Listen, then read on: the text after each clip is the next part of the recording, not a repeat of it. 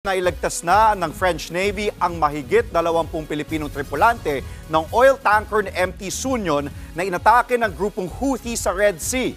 Tiyempo ang pag-rescue sa kanila dahil kahapon binomba at sinunog ulit ng militanteng grupo ang barko. Nagbabalik si Rainiel Pawin. Una on the way na kami sa Navy ship, abandoned ship kami. Yung barko namin nandun.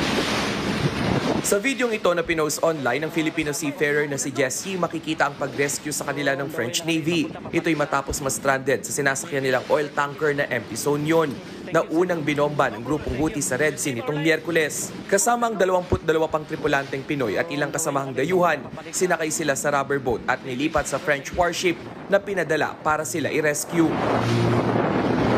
Sakto ang pagdating ng French Navy. Dahil kahapon, isa na namang unmanned boat ng Houthi ang sinubukang bombahin ang barko nila Jess. Pero naharang at nasira ng French destroyer.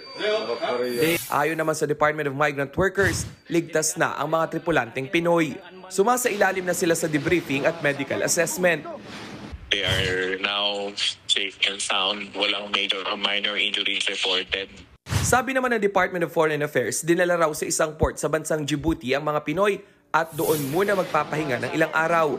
Inaayos naman na ng DMW ang repatriation o pagpapauwi sa kanila sa lalong madaling panahon. Matagal na raw ang 2 linggo para mapauwi sila.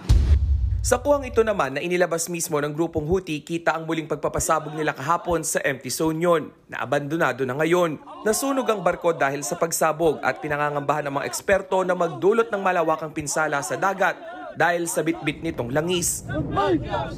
Dahil sa ganitong insidente, pinayuhan na ng gobyerno ang mga ship owner na magkaroon ng diversion route plan o iwasan muna ang Red Sea at Gulf of Aden. Muli rin nilang iginiit ang right to refuse sailing policy na karapatan ng mga tripulante. Sa oras na tumaging bumiyahe ang isang Pinoy seafarer sa warlike zone, libre pa rin itong pauwiin sa Pilipinas pero bitbit pa rin dapat ang kanyang 2 buwang sahod. Nagbabalita mula sa Frontline, Rainiel Pawid, News 5. Mga kapatid, Andre Felix po. Iba na ang may alam at may pakialam sa panahon ngayon. Para sa tuloy-tuloy na balitaan sa Frontline kahit weekend, mag-follow at subscribe sa social media pages ng News 5.